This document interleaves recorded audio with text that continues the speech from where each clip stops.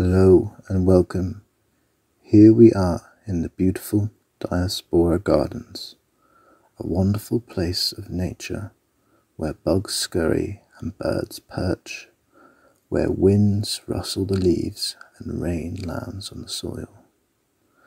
When the sun shines in this place, the fairies celebrate. They dance on the stones and play on the treetops. But fairies are masters at hiding too, so spotting one is tricky. They are almost never seen, but sometimes heard. This is because they sing to the trees. They tell them to grow and when to shed their leaves, and sow the seeds for their baby seedlings to grow big and strong. They are true guardians of the natural world. They are gentle and ethereal creatures whose senses are so finely tuned that they can hear a teardrop from a knee-grazed child miles away. The fairies have been busy in these gardens. You might see the door that they've been building to travel between different continents and different worlds. You see, many moons ago, many Cornish miners travelled across the world in a great emigration to far-off lands such as Australia, New Zealand, South Africa, and North and South America, taking with them their culture, mining ingenuity, skills, and plants. With these unsuspecting plants, however, and trees, there also came hidden Cornish fairies. They all then thrived in these faraway lands.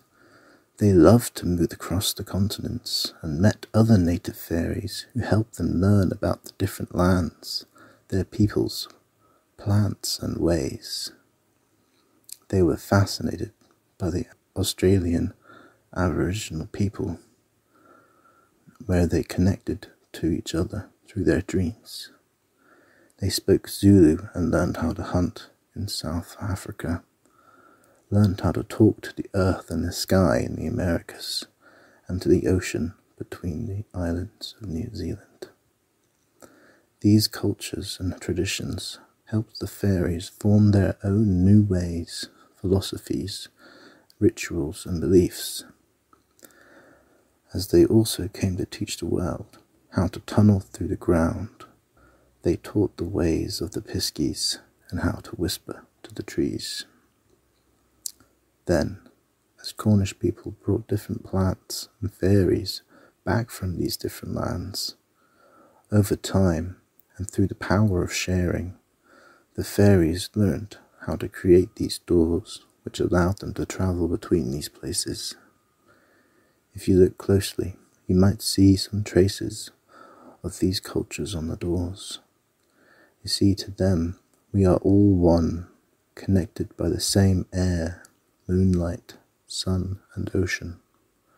We can learn from one another and share this world, see past our differences and work together to save our trees, look after nature and each other.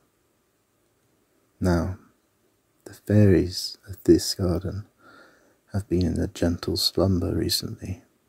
Much like ourselves, they have been spending much needed time tending to their roots, dreaming peacefully, taking their rest and healing.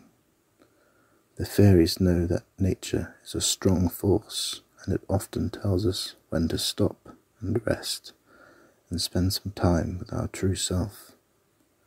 This is the time when dreams begin to manifest, when deep desires rise to the surface and new ideas are born.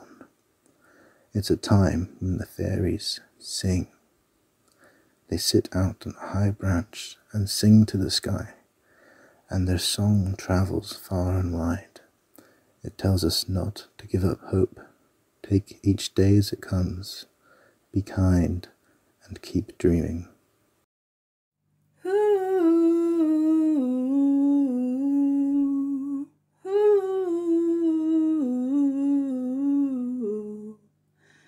Roots grow deep into the soil, flower seed spread around the world. Leaves reach up and catch the sun. Branches soon, you can feel the moon.